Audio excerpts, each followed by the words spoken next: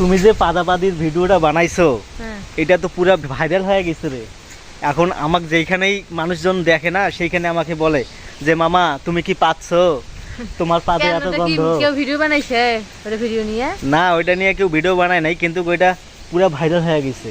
তাই? হ্যাঁ, এখন সবার মুখে মুখে হয়ে গেছে মামা তুমি কি পাচ্ছো, তোমার পাদে কি গন্ধ।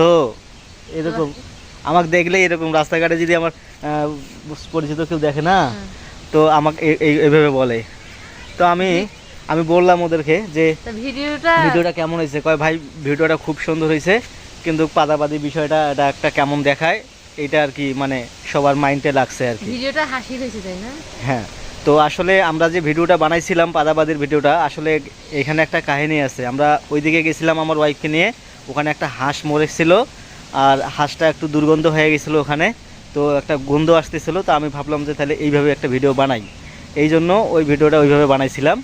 তো আপনারা অনেকে নেগেটিভভাবে নিছেন, খারাপ মনে করছেন।